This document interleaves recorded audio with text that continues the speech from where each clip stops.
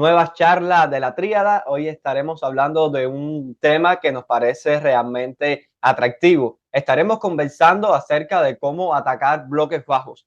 Sin dudas, es un tema que, como podemos ver en muchos partidos, al cual los entrenadores tienden a darle muchísimas vueltas, por lo tan complicado que se puede llegar a presentar. Al final, bueno, como podremos estar hablando aquí por parte también de los equipos rivales, se han creado muchísimos mecanismos y ha evolucionado también para combatir dichos ataques que buscan muchos de los equipos en campo contrario y también, pero bueno, para defender o gestionar una vez está todo el bloque hundido. Pero hoy queremos enfocarnos únicamente en esa fase ofensiva o en esa fase con balón, aunque sabemos que el juego es un todo dinámico, un ente vivo que podemos comenzar hablando de bloques bajos, pero desviarnos a cualquier otro tema que esté relacionado o no con el mismo. Para esta maravillosa charla, bueno, tengo el placer de compartir, como les decía al inicio, la tríada, ya ustedes nos conocen, así que Noriel, Miguel, un abrazo hermano, bienvenidos nuevamente a esta charla. Hola Monchi, un abrazo para ti, un abrazo para Ruchi y por supuesto para quienes nos van a ver y escuchar luego. Sí, sí. Muchísimas ganas de hablar de este tema porque yo creo que es interesante y sobre todo vemos entrenadores que tienen interpretaciones bastante dispares, ¿no? Totalmente de acuerdo, Nori. Al final es un tema que da muchísimo que hablar y bueno, intentaremos descifrar un poco todo lo que pueda venir surgiendo, sobre todo las interrogantes que vengan surgiendo durante estas charlas. Ruchi, bienvenido nuevamente. Un abrazo, como igual le decía Nori, compartir estas charlas con ustedes. Así que bueno, bienvenido. ¿Qué tal, amigos? Un placer como siempre y bueno, el tema que tocamos hoy me parece súper interesante y bueno, es un problema que tienen muchos de los equipos grandes en sus ligas, ¿no? Cuando juegan contra equipos de la parte más baja o tal, que se les encierran y a veces es un ejercicio de paciencia, ¿no? Más que a veces de muchos conceptos o tal, sino de esperar a que llegue tu oportunidad sin desorganizarte, ¿no? Entonces, es un tema interesante y creo que vamos a debatir cosas chulas hoy. Ahora que comentas de paciencia, espero que Noriel la tenga conmigo porque le voy a robar la palabra para lanzarte un interrogante, Ruchi, aprovechando tu intervención. Cuando hablamos de bloques, cómo atacar sobre todo bloques bajos una vez logrado hundir al rival, ya llegando, digamos, a situarnos en cancha rival, solemos hablar muchas veces de lo que sucede por delante de línea de balón, pero aprovechando tu posición dentro del campo, quisiera iniciar por aquí la importancia que tiene dichas circulaciones de balón por delante de esas primeras líneas rivales y sobre todo también lo importante creo yo que se vuelve, digamos, el tener bien gestionados esos jugadores que pueden quedar, dígase, descolgados para el equipo rival una vez recupere el balón poder transitar, tu propia, digamos, ocupación espacial para gestionar en caso de dicha pérdida de situaciones de transición, pero también para ser elementos, digamos, como una especie de seguro, de red de seguridad, por así decirlo, poder contactar un pase contigo que no obligue a tus compañeros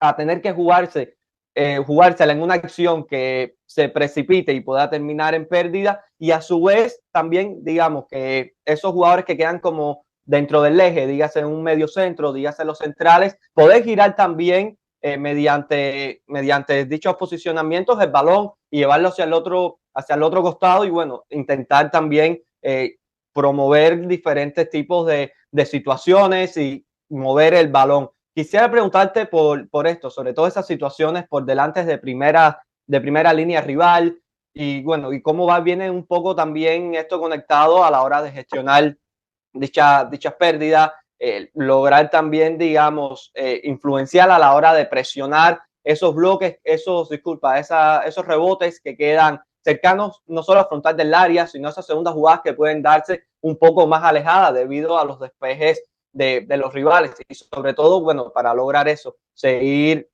hundiendo al rival, seguir sometiéndolo y no solo el atacar bien, sino lograr recuperar el balón rápido para seguir atacando.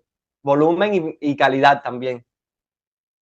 Sí, a ver, empezando por balón, antes de entrar en la transición defensiva y el balance, que es importante, yo creo que con balón los jugadores igual de primera línea, como pues centrales, incluso pues mediocentros, evidentemente que también contra bloques bajos tienes un rol súper importante. Yo creo que, por ejemplo, como central, pues por ejemplo, que lo hemos comentado muchas veces, hay veces que tienes que atraer a alguien de ese bloque bajo para que te salten. Igual puedes conducir y que te hagas y hacer saltar un extremo para encontrar un hombre libre por fuera, yo qué sé, o hacer saltar a un medio centro, depende evidentemente de cómo juega el rival, o acumular pases en un costado para luego llevar el balón al otro lado, o meter un pase a la espalda de la defensa, una ruptura de un mediocentro. Yo creo que si los centrales, los mediocentros, asumimos ese papel con balón, pues no hace falta igual que los mediocentros ofensivos tengan que salirse de la estructura para generar cosas, o que el punta tenga que venirse muy lejos, o el típico número 10 tenga que salirse demasiado de la jugada, lo que sea, porque al final si tú ya puedes provocar esas cosas en primeras líneas, pues puedes tener más amenazas más adelante, ¿no? Y evidentemente que también tenemos un rol importante en eso con balón. Luego, si quieres, ya hablamos de conceptos un poco más de las líneas de ataque. Pero bueno, referente a lo que comentabas de sin balón, sí, evidentemente me parece clave, ¿no? Es difícil como futbolista estar viendo el ataque de tu equipo y al mismo tiempo ya estar pensando en la pérdida. Y eso es súper trabajable, ¿eh? Y hay entrenadores que te dicen, hostia, sí, hay que estar concentrado. Sí, te lo compro, pero uff, es muy difícil estar como el que está en clase. Es muy difícil estar los 90 minutos no vamos a decir 90 minutos, pues no estás siempre atacando, ¿no? Pero muchas secuencias de segundos, de minutos en las que estás atacando, estar siempre pendiente, ¿no? De decir, ostras, me olvido de balón y me voy ya a este jugador. No es siempre así, porque si el balón está cerca tuyo, tú tienes que ser opción de pase. ¿No? No, si el balón está en el lateral y el zurdo, y yo soy el central zurdo, yo no me puedo poner ya con el delantero pensando en la pérdida. No, le tengo que ofrecer un pase por detrás. Porque si el lateral tiene problemas para progresar, necesitaremos circular y llevarlo al otro lado. Pero sí que es verdad que cuando el balón está en una situación en que tú ya no vas a participar, ¿no? Ahí es donde tienes que estar cerca. Y para mí, evidentemente, eso es clave. Y es uno de los errores para mí, de que muchas veces pensamos que atacar un bloque bajo tiene que ser siempre hay que meter gol desde un ataque posicional. No, la mayoría de veces el gol viene desde un robo.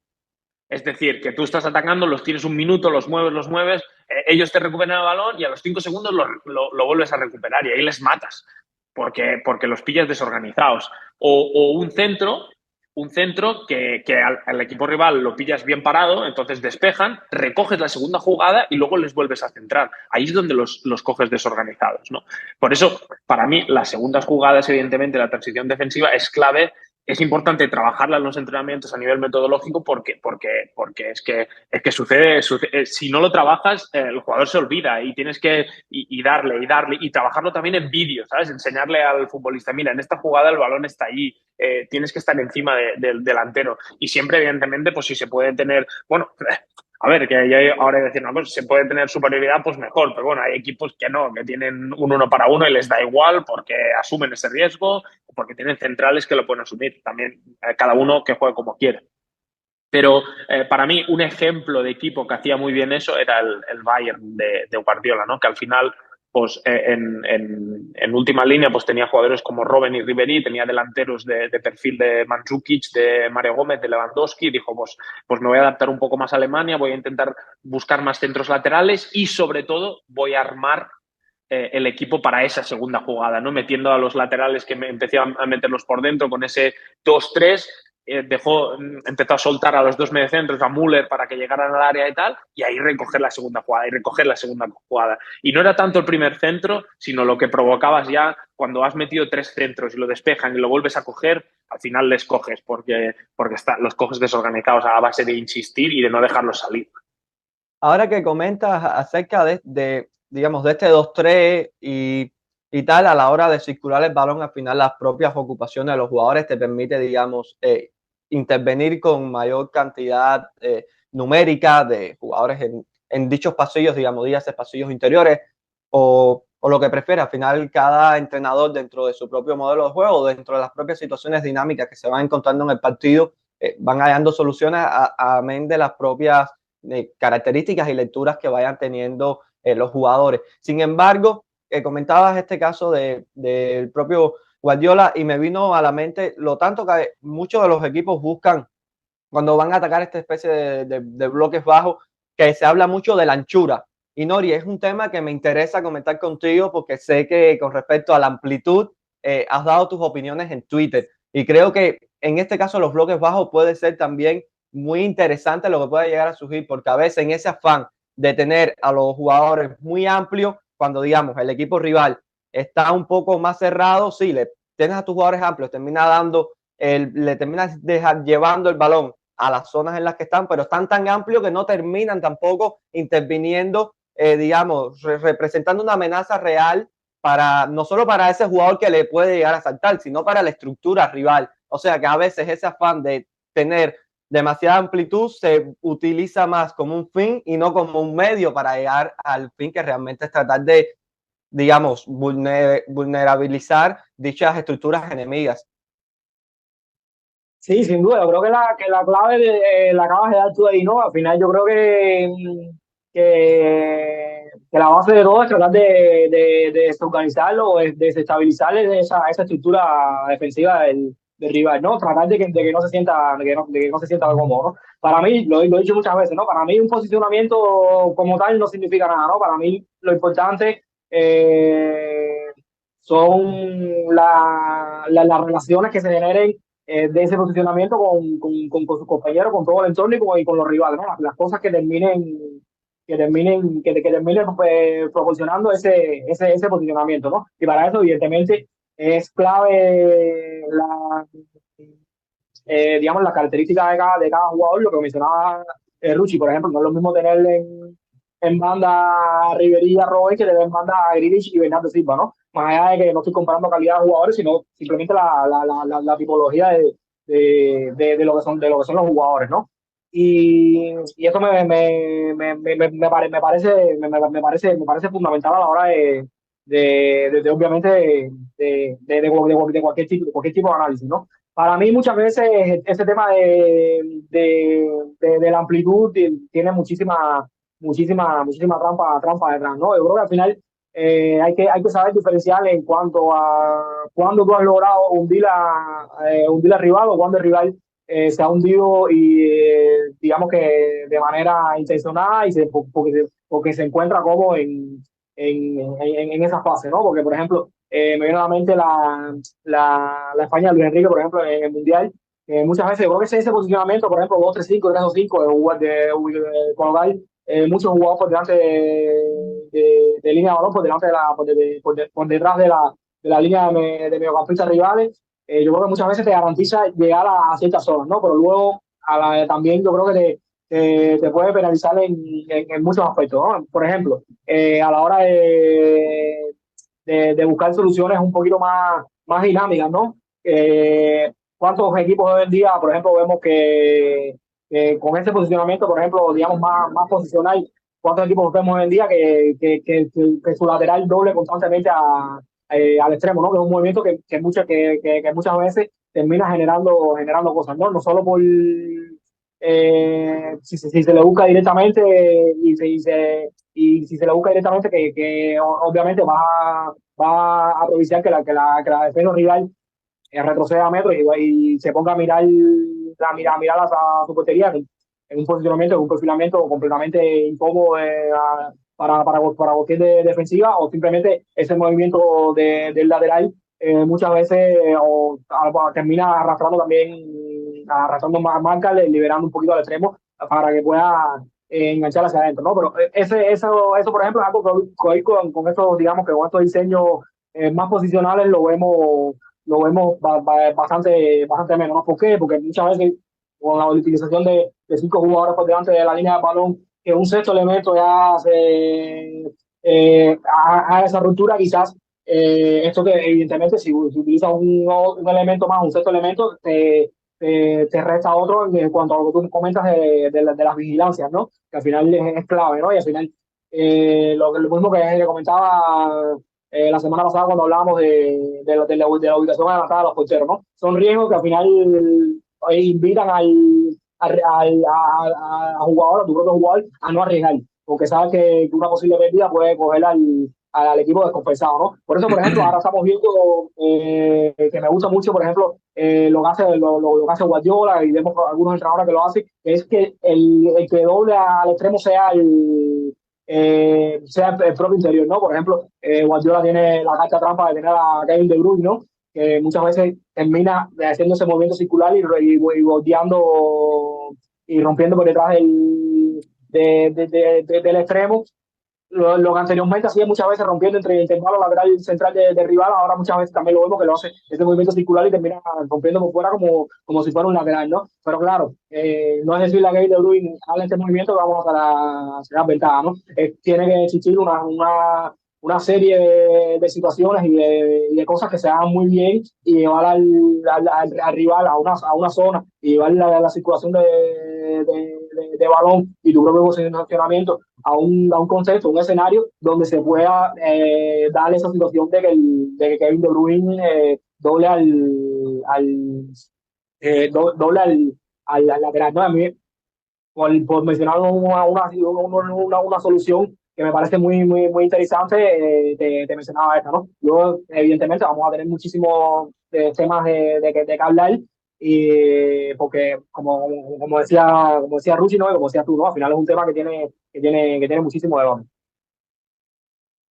Sí, Norie, y estas mismas situaciones en las que comentabas, digamos, siendo muchas veces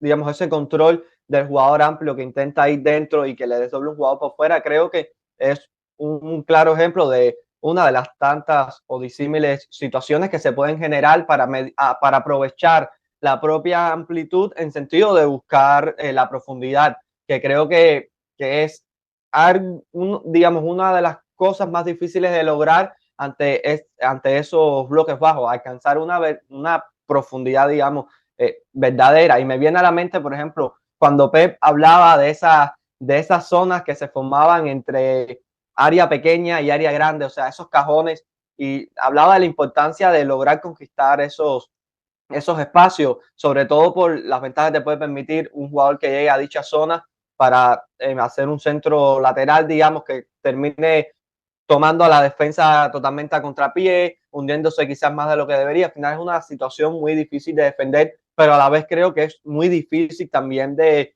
gestionar para el equipo que tiene el balón, porque hay que hacer muchísimas cosas bien para lograr intervenir en dichas zonas. Y me viene también a la mente, hoy son muchos los equipos que juegan con, digamos, con sus extremos o jugadores más amplios, o sea, los que den amplitud con sus extremos, apenas cambiada, que muchas veces cuando se dan esas recepciones interiores, esas recepciones en los pasillos exteriores, que el jugador comienza a conducir hacia pasillos interiores, vemos cómo muchas veces se busca atacar ese intervalo, Norie, que mencionabas entre, digamos, central, lateral o incluso ante líneas de 5, cómo muchas veces se ven esos movimientos, muchas veces diagonales, que buscan romper ese intervalo. Pero, sin embargo, cuando el jugador que recibe es, digamos, a pierna natural, que muchas veces se pase que se da en vez de ir por dentro del intervalo, es decir, por dentro del bloque, muchas veces va por fuera, o sea, va por fuera del lateral rival.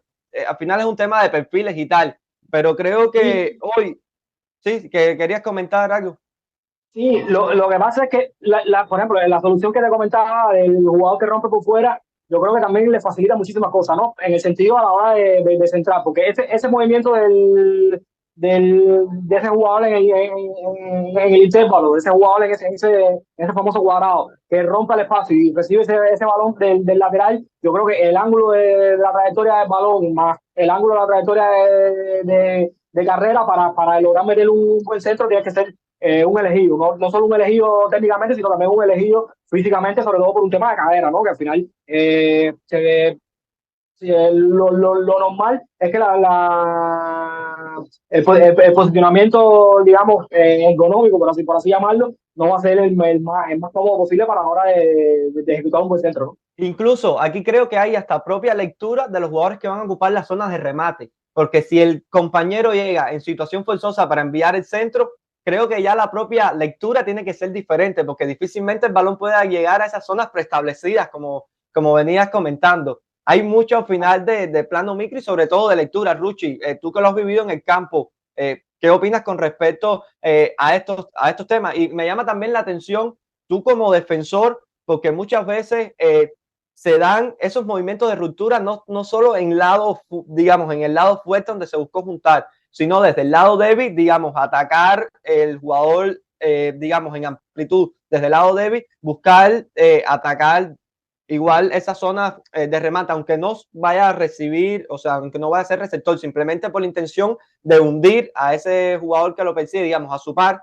que lo tiene fijado, hundirlo y entonces comenzar a generar, digamos, más espacio para esas propias líneas, llamémosle de volantes, interiores, o sea, para disímiles contextos que se puedan ir generando. Sí, a ver, vamos por parte, porque sí, es que habéis comentado muchas cosas.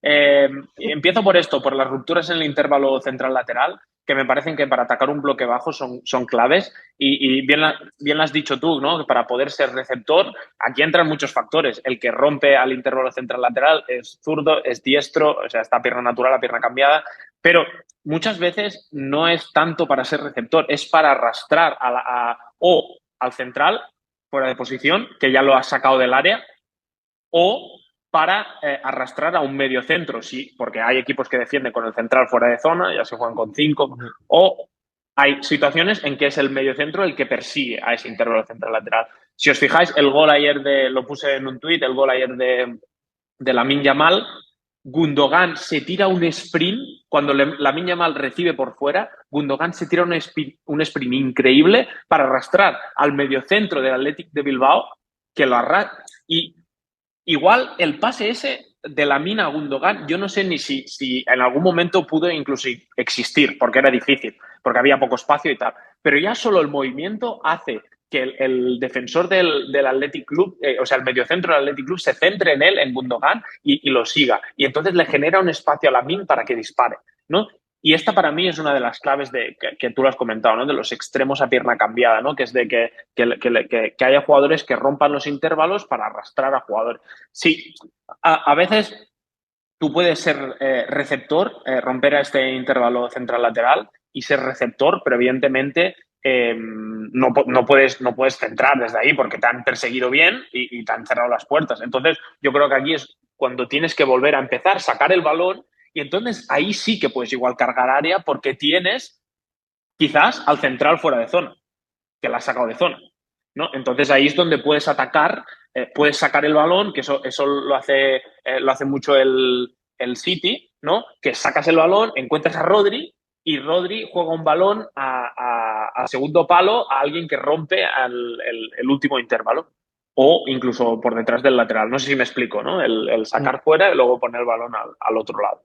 Eh, entonces, bueno, esto me parece muy interesante, lo de las rupturas a intervalo central-lateral, pero bueno, rupturas en general son súper importantes. Luego, si queréis, comentamos más temas para atacar el bloque bajo, pero quería volver un poco al tema de la amplitud, que tenía un par de cosas por comentar. Que no, básicamente, a mí hay un concepto que me gusta mucho, porque muchas veces se habla de amplitud máxima y sí, hay momentos que se requiere amplitud máxima, pero hay muchos momentos que no. Y yo hablaría de amplitud óptima, ¿no? Exacto. Es decir, que en muchas situaciones, cuando atacas un bloque bajo, tú no necesitas que el extremo esté abierto, pegado en la banda, ¿no? Necesitas que sea una amenaza real. Porque si no, tú como lateral, si yo estoy defendiendo prácticamente mi área y veo que mi extremo está al otro lado, digo, qué fácil. Sí, al final no está siendo amenaza, ¿no? Entonces, por ejemplo, si el equipo ya ha filtrado un balón entre líneas y ha encontrado a los mediocentros entre líneas, ahí el extremo para mí no tiene que estar pegado a la línea. Y es que igual, una vez ya has encontrado un mediocentro ofensivo entre líneas, ahí ya juegas fuera y si el extremo está, evidentemente no te digo que esté pegado al lateral porque no va a poder recibir, pero estar a 4 o 5 metros del lateral para que pueda recibir y a pegar un centro igual o un pase atrás o coger el balón y llegar a uno para uno. Porque si estás muy lejos, llegan las ayudas, ¿no? Porque al final el bloque defensivo rival no te ve como una amenaza. Lo mismo para el extremo del lado contrario. Eso lo hemos hablado muchas veces, ¿no? De que cuando el balón está en un lado, que se puede hacer ese centro al segundo palo, pero allí tiene que llegar, por ejemplo, al extremo. Y hay muchas veces que pasa, por ejemplo, que yo eso se lo veo mucho a Sterling, que no lo hace, que es que cuando el juego está en el otro lado, Sterling está casi pegado a la banda afuera. No sé si me explico. Entonces, para mí tendría que estar muchas veces intentando romper al intervalo central-lateral o llegando desde el segundo palo. Entonces, eso es lo que digo que es importante, ¿no? Que sea una amplitud óptima. Y ahora es mucho de fútbol moderno, y lo hemos hablado con Nori también, que a Oscar no está pasando mucho, porque ahora siempre se habla de amplitud máxima. Bueno, el Aston Villa de Unai Emery juega con los dos puntas y los dos extremos por dentro. O sea, la amplitud máxima no está. Luego, el Leipzig, que le hemos hablado con Nori muchas veces, lo mismo. Entonces, ahí, ¿quién da la amplitud? Muchas veces da la amplitud los laterales llegando o los puntas cayendo a banda, ¿no? Entonces, es esa amplitud, ¿no? Una ventaja de alguna forma dinámica, ¿no? O esa amplitud llegando, ¿no? O lo hemos hablado como el caso de Jordi Alba, ¿no? Que lo ha hablado Nori, también lo ha dicho muchas veces, ¿no? De amplitud llegando. Me parece que son conceptos importantes, ¿no? Ruchi, y sin que te salgas del tema de Aston Villa, me parece interesante porque sobre todo creo que justo lo que busca Unai Emery es provocar un tipo de situaciones que normalmente otros equipos no generan. Y es que mientras otros equipos buscan, digamos, a través de esa amplitud, atacar una defensa, digamos que parada y establecida, Unai Emery metiendo sus interiores por dentro muchas veces toma a los laterales salidos de zona y son justo los movimientos de los delanteros que muchas veces van de afuera, de dentro hacia afuera, sin, digamos, sin estar amplio, pero van de adentro hacia afuera, justo atacando un espacio que otros equipos no logran encontrar porque tampoco logran generarlo o al menos no los buscan generar. Entonces, a mí me parece un tema llamativo porque me parece que en ese tipo de situaciones, pese a no ver, llamémosle, una amplitud física, me parece que sí estás logrando hasta cierto punto conquistar ciertas zonas amplias por el simple hecho de que ya cuando logras enviar ese pase, estás sacando también digamos, al defensor que se empareja con ese central y es lo que mencionabas, también los estás sacando de zona, y, o sea, y estás logrando desarticular completamente esas últimas líneas defensivas. No sé si me hice entender un poco con lo que quise Sí. explicar. Sí, para cerrar un poco el tema de la amplitud, porque es que si no, que es importante, también contra bloques bajos, pero bueno, nos vamos por las ramas, yo primero, pero no, en ese tema sí, es verdad que al final, por ejemplo, si el equipo está más construyendo en primera zona y tal, la amplitud allí es la que aprovechan los dos puntas, ¿no? Pero si el equipo ya está instaurado más en un bloque, en una zona más media o zona de ataque, ahí ya son los laterales, ¿no? Los que llegando igual ya atacan esa amplitud, ¿no? O sea, bueno, en función, pero sí, juegan con eso, ¿no? Con, bueno, a ver qué hace el lateral. ¿Me persigue el lateral? Bueno, pues igual el lateral propio puede llegar desde segunda línea o un delantero puede caer a banda. Bueno, no me persiguen, al final genero superioridad por dentro, es evidente. También juegan con los dos mediocentros, es decir, a ver qué hacen siempre y cuando el rival también juega con dos mediocentros. Si me saltan los dos mediocentros, al final están desprotegiendo la espalda y los dos extremos que se vienen dentro. Pero ¿qué pasa? Que si los dos extremos se vienen dentro y los dos laterales les siguen, tienes un 1-1 arriba. Y estos equipos, que para mí es la clave, tanto Aston Villa como Leipzig, tienen puntas que son muy buenos al espacio y en duelos. Porque si no, les ahogarían, para mí. O sea, si no, al final todo el mundo les iría arriba, les iría hombre a hombre y al final, cuando jugaran en largo, sufrirían. Pero es que, claro, el Leipzig tiene a Openda, que es un delantero espectacular, tiene a Sesco y en cambio el Aston Villa tiene sobre todo a Oli Watkins, pero bueno, tiene también a Diaby, que con espacios también es muy peligroso. Bueno, al final, bueno, los jugadores que tienes, jugar con esto, pero sí, el concepto de amplitud me parece importante y sí que es verdad que a veces hay que dar la amplitud máxima igual para encontrar pasillos interiores, ¿no? Pero una vez igual ya has conectado por dentro. ¿Os acordáis ese ejemplo que ponía Henry, ¿no? De tener a Pedro sujetado a la banda, ¿no? Para encontrar a los dos mediocentros ofensivos por dentro, ¿no? Sí, pero llega un momento que cuando ya has conectado con ellos, igual ya no necesitas la amplitud máxima, necesitas la amplitud óptima. Y evidentemente va en función de cómo juegues. Y antes, pues siempre te obligaban a tener amplitud máxima o te obligaban, no se decía, ¿no? Y ahora, pues yo qué sé, ves, ya no me meto en ese tema, pero ves al Fluminense de Diniz y que el otro día colgué una foto en Twitter que se veían todos los mediocentros en línea en el medio del campo y de lo de la amplitud ya y no había nadie por fuera, o sea, había el punta, los dos mediapuntas, los tres mediocentros, todos dentro. Y dices, bueno, al final, amplitud es un concepto importante, pero muy relativo, ¿no? Y como digo, se puede tener amplitud de muchas formas. Sí, no, y después quiero tocar también el tema que comentas de Fluminense, ¿no? No tanto por el Fluminense como tal, sino también un poco por el posicionamiento que ellos suelen adoptar y que me parece interesante también cuando vayamos a hablar de atacar bloques bajos, ¿no? A mí me hace mucha gracia cuando comentaban lo de Sterling porque tienen muchísima razón en ese sentido y sobre todo me hace gracia porque en el City, sobre todo en el City de la segunda o tercera temporada de Pep, que era, digamos, un poquito más rígido en cuanto a lo posicional, Sterling era un cañón atacando segundo palo, ¿no? Sobre todo cuando Kevin De Bruyne rompía sobre ese intervalo que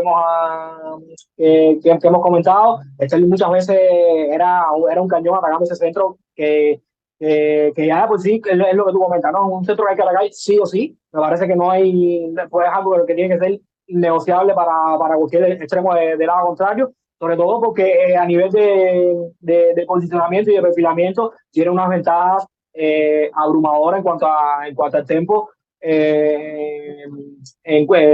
contra el lateral, ¿no? Yo creo que la ventaja que tiene extremo sobre el lateral en ese tipo de situaciones es brutal, ¿no? Sobre todo porque son centros que muchas veces cogen al extremo atacando, ¿no? Atacando en carrera con digamos que con un impulso natural por la carrera que viene, que para el defensor central, que incluso es más difícil, ¿no? El defensor la lateral, que tiene que estar referenciando el balón y tiene que estar referenciando ese jugador, ese extremo del lado contrario, que te viene en esta amplía, parece una de las jugadas físicamente más difícil de defender, ¿no?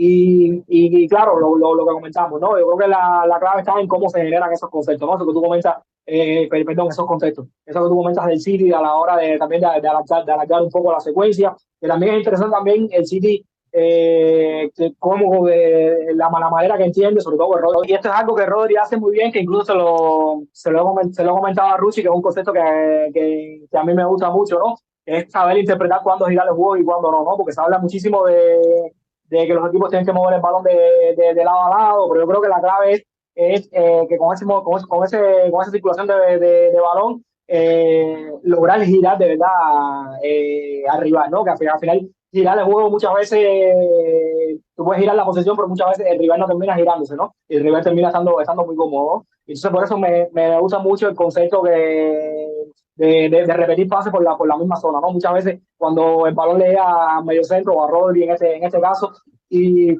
toda la estructura rival o toda la lógica o digamos que la lógica académica, por así llamarlo, dice que el mediocentro en esas situaciones debe girar el juego.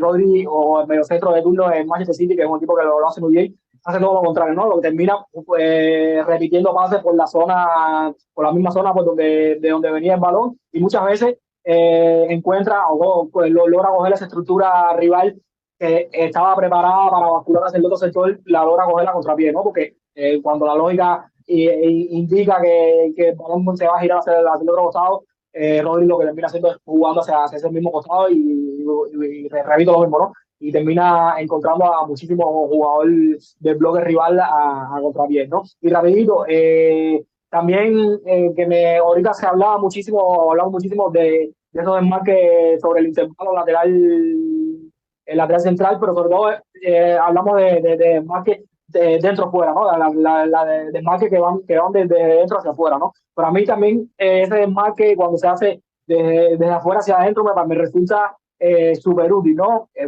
decir, cuando ese jugador que está en el intervalo, entre el intervalo lateral central del rival, rompe, pero cortando hacia la portería, yo creo que es una situación que al lateral 100% le toca perseguirlo, ¿no? Le toca perseguirlo porque al final la del lateral es el encargado de vigilarle la espalda al central, ¿no? Y si ese jugador rompe sobre ese intervalo, buscando portería, atacando la espalda del central y no atacando la espalda del lateral, que es decir, con ese desmarque fuera adentro, el lateral muchas veces termina persiguiendo y esa persecución termina liberando a jugador de banda, ¿no? Días de extremo o días de lateral, ¿no? A mí me encantaba, por ejemplo, como hacía el Sevilla de Lopetegui, ¿no? Que era un jugador que era un equipo que daba un espectáculo en ese sentido, sobre todo con el pie de Joan Jordan, que cuando aquello estaba a muy buen nivel, y encontrar a un Jesús Nava que en esas situaciones liberadas era, digamos que un centrador bastante peligroso, ¿no? Es decir, el extremo se metía por dentro y rompía sobre el intervalo, desde fuera hacia adentro. El lateral rival se iba con ese movimiento y Jesús Nava quedaba completamente liberado, ¿no? Y a mí me parece también un movimiento muy útil, no solo directamente, ¿no? Sino sobre todo indirectamente para liberar al jugador de banda. Totalmente de acuerdo contigo, Nori, tanto cuando es ese jugador amplio el que corta hacia adentro para generar un espacio que va a ser atacado por otro jugador, como también, digamos, cuando el que termina rompiendo por esos intervalos es, digamos, ese penúltimo jugador, como se le suele llamar, para que justo sea el último el que termine recibiendo, es decir, el penúltimo en cuanto a amplitud para que ya ese jugador no tenga que atacar la zona, sino estando en ella, pero que pueda recibir igual. Y ahorita cuando hablabas de tomar a contrapié, me parece que es un tema clave, lograr justo tomar a esta estructura rival en contra de su basculación, me parece clave y estoy totalmente de acuerdo contigo en la importancia que tiene la repetición de pases y el saber cuándo toca girar y cuándo no, porque ahí me parece que está la clave. De nada vale estar girando constantemente el juego sin un daño realmente importante, porque al final el propio equipo se adapta y el propio equipo rival se adapta y al final, digamos, no se termina desestructurando, que creo yo que es una de las principales cuestiones a la vez de hundir ese equipo rival. Y me llamaba mucho la atención algo que muchas veces he visto entrenadores, sobre todo ante líneas de 5, cuando se ataca en campo contrario y los equipos rivales defienden en línea de 5. Y ahorita Nori comentaba, se colocan muchos jugadores por delante de la línea de balón, pero sobre todo para intentar fijar a esa última línea, colocando jugadores en los cuadrados, jugadores amplios, incluso dos puntas para, digamos, terminar fijando a los tres centrales, muchos tipos de situaciones de fijación. Sin embargo, recuerdo un partido que me llamó muchísimo la atención del Girona de Michel al inicio de la temporada, antes de que Dovi comenzara a tomar regularidad cuando estaba Stuani. Al final Stuani no te puede romper a espalda de última línea, digamos, tantas veces por partido como te las puede hacer hoy el ucraniano. Y al final creo que Michel, para tratar de encontrar digamos, esa profundidad que se buscaba, ese abrir intervalos, lograr mover a la estructura rival, digamos, darle ese dinamismo a esas últimas zonas, colocada sobre todo a Yangel, que es un jugador bastante explosivo, digamos, para este tipo de situaciones, que también va bien luego a cargar área en caso de que se dé un centro lateral y tal. Lo mandaba a realizar muchos recorridos. Una vez recibía al jugador amplio, o sea, ese último jugador, el jugador en amplitud, mandaba a los interiores a realizar entonces esos recorridos largos que salían desde segunda línea, pero con el objetivo sí de fijar a muchas veces a sus pares que los perseguían o a ese jugador de última línea. Pero muchas veces no era, o sea, no era estando, sino llevándotelo con tu propio movimiento. Y me parece que es algo en lo que hay que saber también diferenciar, en lo que hay que lograr también interpretar, que muchas veces solemos únicamente mirar ante estos equipos que se colocan con línea de 5, colocan mucha gente por delante de línea de balón y fijar como a veces digamos, las resoluciones pueden venir por otro tipo de situaciones. En este caso, iba en atacar esos espacios mediante largos recorridos, pero puede ser mediante asociaciones, o sea, algo más vinculado también a temas de creatividad, de socioafectividad, a temas más vinculados también de ir generando, digamos, en esas distancias de relaciones cortas, por así decirlo. Ruchi, no sé si quieres comentar algo respecto de esto, o Norie. No, a ver, yo tengo varias cosas apuntadas, ¿no? Que me parecen importantes como conceptos, ¿no? Para tener en cuenta ante un bloque bajo. Por ejemplo, a mí me parece importante ante equipos que igual comprimen mucho las dos líneas, ¿no?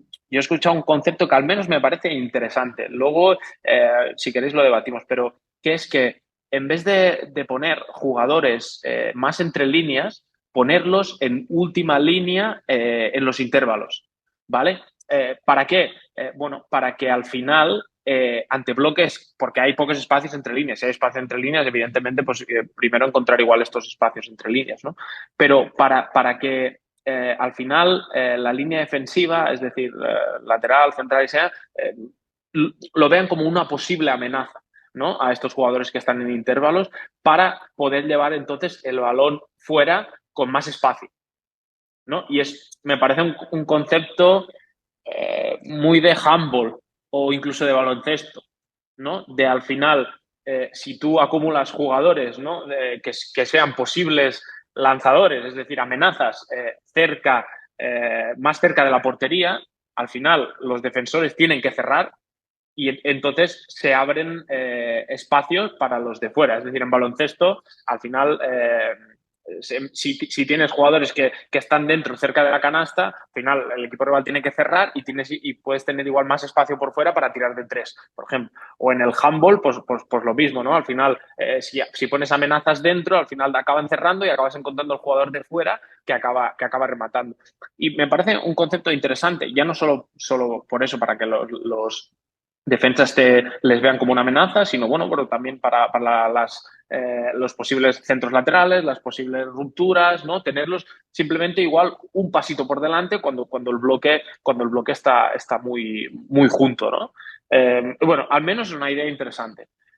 Luego, otro concepto que me parece interesante también comentar y que se lo veo a algunos equipos hacerlo contra bloques bajos este es un concepto también, incluso también te diría un poco de baloncesto, de fútbol sala sobre todo, ¿no? Que es el del delantero un poco, delantero boya, ¿no? Que le llaman, no sé si vosotros en Cuba le llamáis así, pero bueno, es decir, el típico delantero corpulento, ¿no? Que se pueda poner entre centrales, que pone su cuerpo y que los jugadores igual más extremos, talentosos, lo utilizan como apoyo para conectar con él, que deje de cara y golpear, ¿no?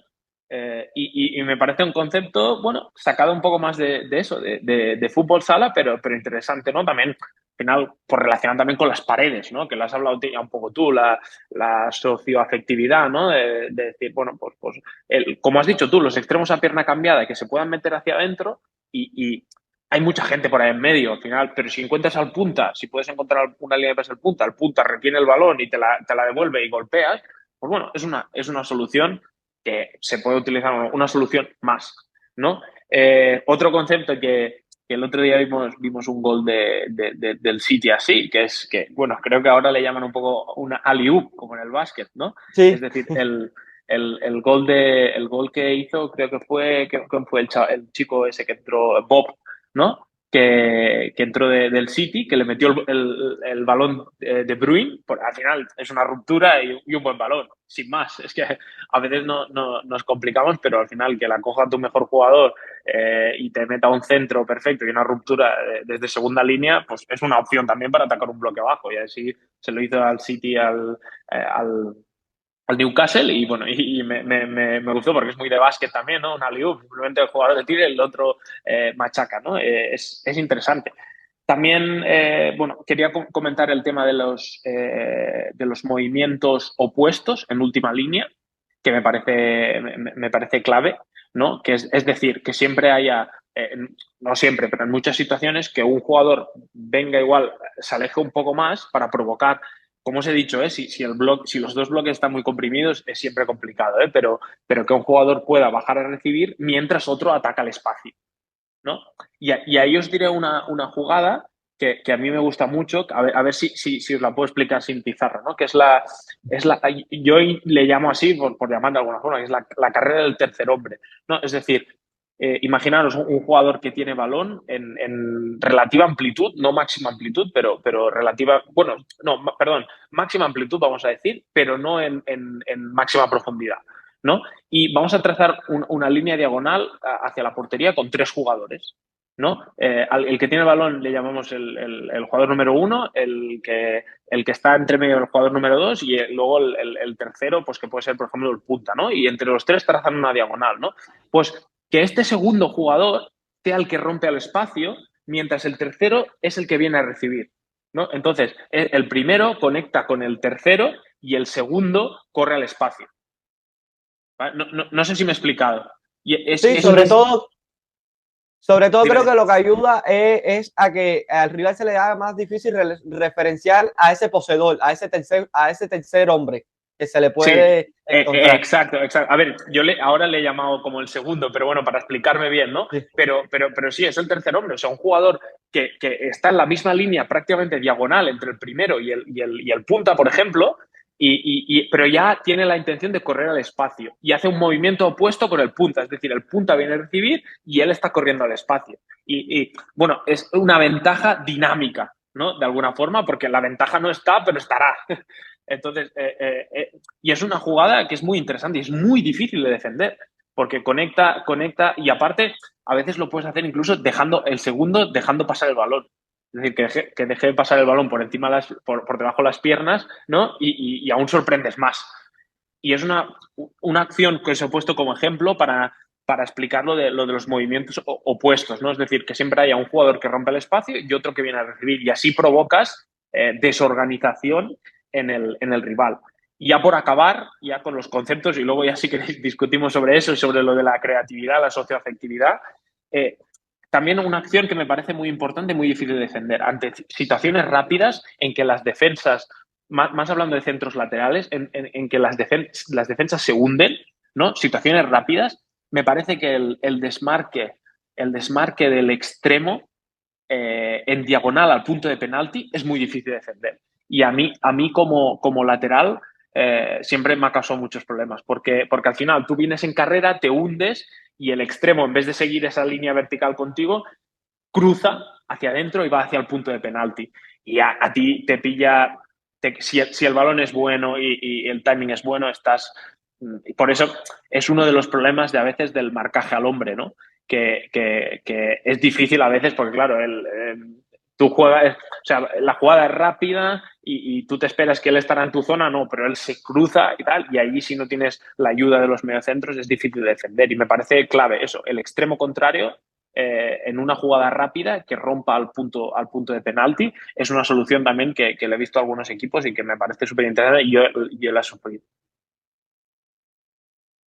Sí, sin duda, y de hecho me viene a la mente eso que comentas, porque yo, más allá de que me viene gustando más el tema de defensas al hombre y demás, ya sí en área propia sí no la cogería nunca, ¿no? Sobre todo por esos jugadores que te llegan de segunda línea o que te llegan por sorpresa, como tú mencionas, que es muy difícil el tiempo de reacción que tienes en ese tipo de situaciones como defensor es muy poco, y un milisegundo que te coma que te coma el delantero o que se te anticipe, ya estás completamente muerto, ¿no? Entonces eh, eh, es complicado coger defensas al hombre sobre todo en bloque bajo, ¿no? Con defensa del área.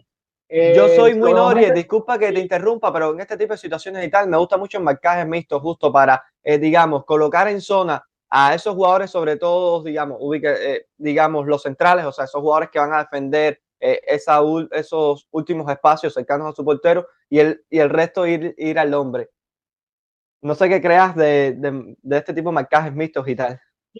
de hecho, en lo que comentaba Rucho ahorita, hay muchos equipos que ahora mismo lo están utilizando, ¿no? En bloque bajo, comprimir muchas sus líneas, y muchas veces lo que buscan es que estos llamados delanteros, jugadores entre líneas, los cuadrados, al tener las líneas tan comprimidas, muchas veces lo que buscan es que, por ejemplo, un 4-4-2, por ejemplo, poner un dibujo al azar, que los mediocentros sean lo que emparejen con ese tipo de jugadores, ¿no? Con el delantero centro, incluso con los jugadores que van a esos cuadrados. Y los centrales quedan más libres simplemente defendiendo una zona, ¿no? Haciéndose fuerte en una zona, ¿no? Y ahí yo creo que los equipos deben tener esa paciencia que hablamos a principio del debate, y sobre todo el tema de los centrales, ¿no? Que no lo pude comentar al principio, pero me parece clave. Al final, con estructuras tan comprimidas, lo que toca muchas veces es bordearla, ¿no? Bordearla porque no hay espacio entre líneas, no hay espacio que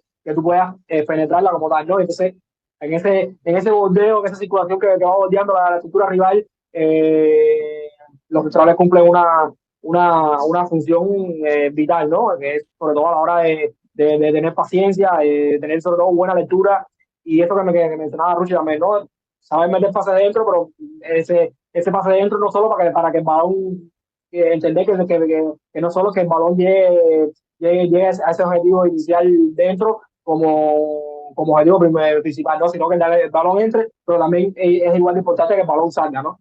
Simplemente para generar unas situaciones de distracción en ese sentido, ¿no? Y en cuanto al tema de la creatividad, yo le lanzo una pregunta que también es un poco a nivel de reflexión. Creo que se lo he comentado muchas veces por interno, pero bueno, por aquí no se lo he dicho, ¿no? El tema es de cuánto puede afectar o cuánto puede ser beneficioso el tema de la cantidad de jugadores por delante de línea de balón, o de la cantidad de jugadores que tú decías atacar en esos últimos metros, ¿no? Porque hoy está muy de moda utilizar 5 jugadores en última línea, pero yo creo que eso, como comentábamos al principio, ¿no? Esa cantidad de jugadores, esa utilización de tantos jugadores por delante de línea de balón, tiene como hándicap el tema de las vigilancias defensivas, ¿no? Y al final, el jugador no es irresponsable, el jugador entiende juego, el jugador entiende de riesgo también, ¿no? Y, por ejemplo, el equipo, como comentábamos, el tema de niño, por ejemplo, el Real Madrid, Ancelotti, muchas veces opta por todo lo contrario, ¿no? Opta por atacar con muy poquita gente en esa zona. Y yo creo que optar por atacar con tan poquita gente o con menos gente, el jugador inconscientemente, yo creo que sabe que puede arriesgar, sabe que tiene una red de seguridad detrás que le permite sacar toda su creatividad. Y yo creo que ahí es donde por ejemplo, en Madrid explota muchísima esa efectividad, esas relaciones, ¿no? Luego, evidentemente, los jugadores tienen que tener calidad. ¿Sí? Tú no puedes diseñar un plan con poca gente por delante de balón, un plan con jugadores que no sean creativos, con jugadores que no tengan las actitudes técnicas para hacerlo, ¿no? Voy a poner a cargar rápido el teléfono, van hablando y esto lo diga después. No, esto que ha comentado Nori es interesante, y yo quería hablar sobre eso, en el sentido de que pasa muy, muy a menudo que hay equipos que pierden la paciencia, ¿no? ante bloques bajos y se acaban desorganizando, ¿no? Es decir, estoy de acuerdo que a veces si atacas con mucha gente en última línea, pues a nivel de transición defensiva puedes sufrir, ¿no? Pero bueno, también es muy relativo, en función también de cómo juega el rival. Igual le puedes mantener una estructura de 3+1, 3+2. Bueno, en función de cómo juega el rival, pues puedes controlar esas transiciones. Pero es verdad que, y justo ahora que estoy leyendo el libro de Martí Perarnau, de Dios salve a Pep, hay un partido, no sé si os acordáis, creo que es 2020, que el City, y aparte lo comentó Guardiola en rueda de prensa, que el City iba ganando 1-0 contra el Leicester, pero, ¿sabes? Con el Leicester no sé, creo que ese año estaba abajo, ¿no? Un equipo que se ponía en un 5-4-1, que es probablemente igual el más difícil de atacar, casi que utilizan muchos equipos, ¿no? Y no estaban teniendo muchas ocasiones, ¿no?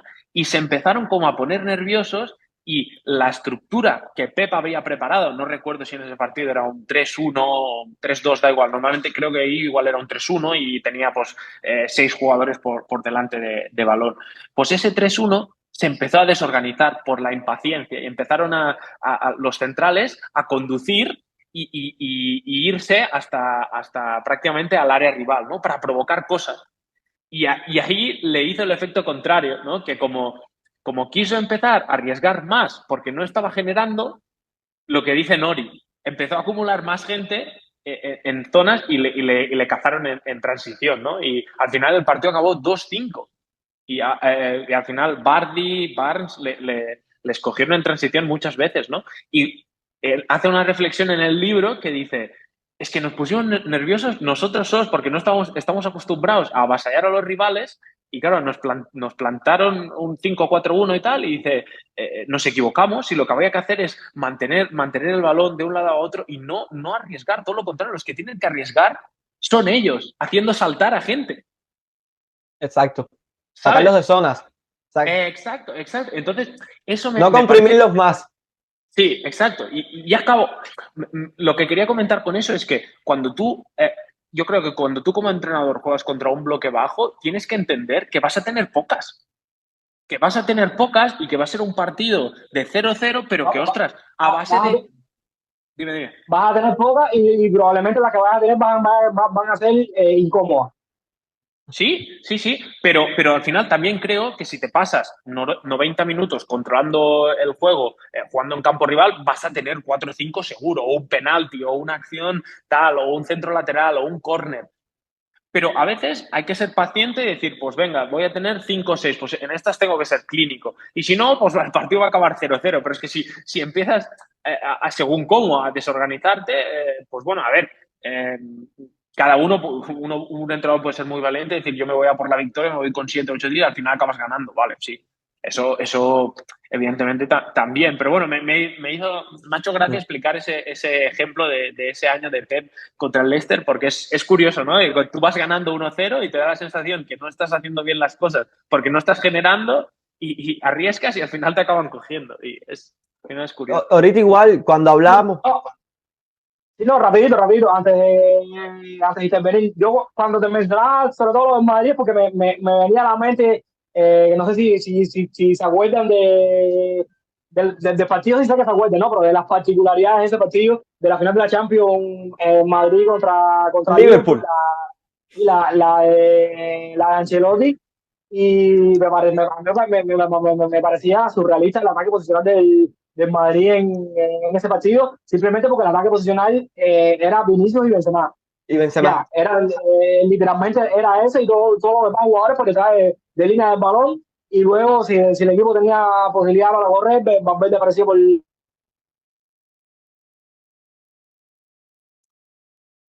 de temor, yo creo, pero siempre en juego combinativo, no echando, evidentemente. Pero es que literalmente la gracia del partido es que el ataque posicional, literalmente, cuando muchos equipos utilizan 4 o 5 jugadores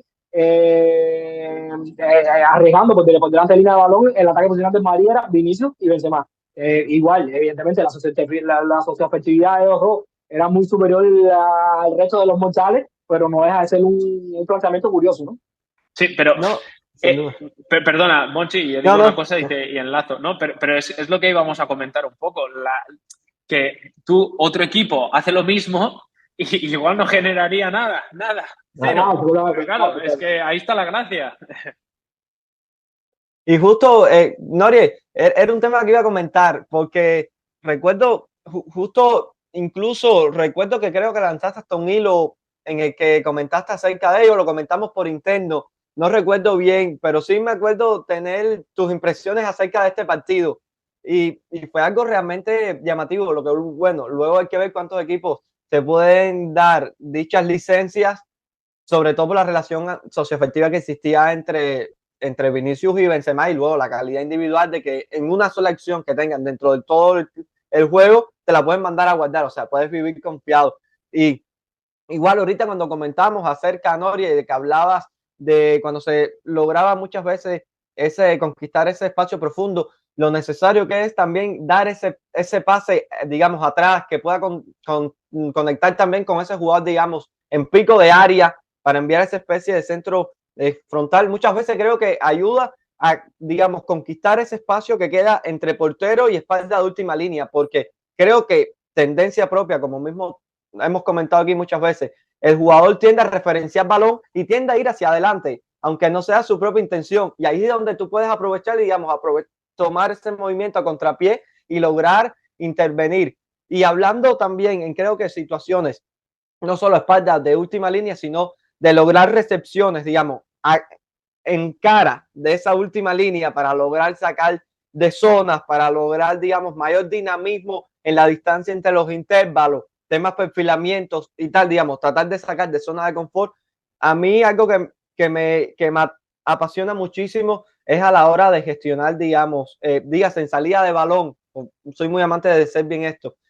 No primera línea, digamos, que va a presión, sino segunda línea, digamos, esos jugadores que quedan por detrás de esa primera línea. Y en este caso de bloques bajos también, porque, digamos, equipos que defienden, llamémosle en 3 alturas, un 4-3-3 o un 4-4-2, u otros que lo hagan en 4, en un 4-1-4-1, pero muchas veces estas, digamos, estas líneas que quedan en el centro son las que terminan compensando o descompensando, y muchas veces en vez de lograr o de buscar, digamos, reacciones de esos jugadores en última línea, muchas veces destrabar el partido viene por incentivar con estímulos respuestas de esos jugadores, digamos, que quedan en esas líneas del centro, digamos, de esos jugadores que quedan en el centro de la estructura, porque al final muchas veces el superarlos a ellos, ver qué tipo de reacción tiene, si giran, cómo lo hacen, por qué perfiles, digamos, comienzan a atacar a los poseedores en su espalda, si obliga a que sus centrales salten, si luego van a compensar. O sea,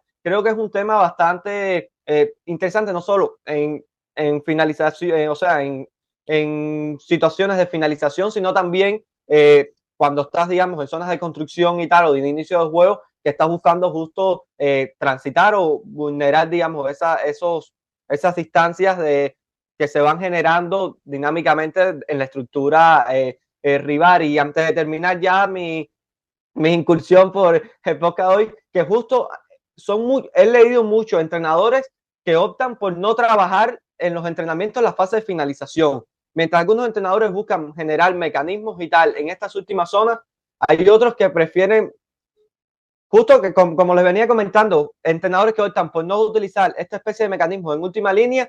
Y yo no soy muy partidario de esto, pero creo que muchas veces el no existir mecanismos marcados para atacar en esa zona de finalización les cuesta también a los defensores rivales a la hora de referenciar, porque como mismo un jugador te ataca en esta zona, quizás en la acción siguiente, en un centro lateral viniendo desde la misma situación, desde la misma zona del campo, te puede terminar atacando en otra zona y, digamos, se convierte en un poco imprescindible tanto para el equipo que va a atacar como para el equipo que está defendiendo. A ver, sobre este tema, ya para ir cerrando, ¿no? Ya al final, bueno, se habló mucho, ¿no?, de esa frase que dijo Ancelotti, ¿no?, de dejar un poco a los hombres de última línea, bueno, de que puedan dejarlo todo un poco a su creatividad, ¿no? Y bueno, evidentemente depende de los jugadores que tengas, ¿no? Entiendo que siendo dentro del Real Madrid, pues sí, al final tienes que ayudarlos, potenciarlos, igual enseñar, pues sí, les puedes enseñar alguna cosa quizás, pero sobre todo es potenciarlos y crearles un contexto para que puedan brillar. Pero sí que es verdad que hay otros equipos que igual no pueden generar tantas ventajas, ¿no?, a nivel de calidad técnica, y tienen que buscar otras alternativas, ¿no? Bueno, eso es el entrenador, encontrar el equilibrio entre darles, por ejemplo, algunos de los conceptos que yo he podido comentar, algunos de ellos, ¿no?, para que el equipo los pueda hacer. Y bueno, y hay ejemplos de eso, por el City hace algunos de estos conceptos un montón de veces, y también tiene a Haaland y De Bruyne, que son grandes jugadores. Pero bueno, también hay veces que tienes jugadores que igual son tan creativos, son tan buenos, que igual dándoles muchos conceptos pierden, ¿no?, esa innovación, esa capacidad, esa intuición, ¿no? Entonces tienes que encontrar el balance y bueno, yo creo que ahí está la figura del entrenador, que es importante. Y nada, ha sido un debate muy chulo, pero bueno, como comentaba, no creo que también muchas veces solo sea la creatividad de los atacantes, sino que también como entrenadores también se puede influir en el contexto, pero sin coartar al jugador, que me parece la clave de todo. De hecho, Ruchi, a mí me gustó mucho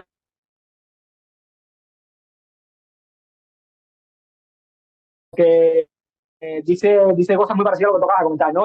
Me gustó mucho cuando habla de que dice que el jugador que le llega a él a la élite, porque el Girona evidentemente es la élite, técnicamente hay muy poco que enseñarle, o prácticamente nada. Físicamente ya todos son aviones, el jugador hoy en día se cuida muchísimo, y es lo que dice, ¿no? Simplemente hay que darle herramientas de juego, desde todos los componentes de juego, los componentes tácticos, evidentemente, y relaciones de juego, para que el jugador se sienta a gusto, se sienta mejorado y se sienta potenciado, ¿no? Nada, un placer de nuevo estar aquí, otra semana más. Eh, lo mismo que comento siempre, ¿no? Se aprende muchísimo, muchísimo debatiendo con ustedes y sobre todo porque es un espacio que me invita mucho a la reflexión, ¿no? Así que nada, un abrazo a ambos les dejo a Monchi para que despiden. Por mi parte, agradecerles a ustedes igual por la conversación, se termina aprendiendo muchísimo, pero sobre todo disfrutando y sobre todo agradecerle a todos los que están del lado allá de la pantalla, que al final son la razón de ser de este proyecto. Hoy quizás nos fuimos muy amplios, pero sí esperamos ser profundos, por lo menos a nivel de conocimiento y de aspectos relacionados con el juego. Así que bueno, de esta forma nos despedimos. Los queremos mucho. Un fuerte abrazo. Nos vemos en el siguiente episodio.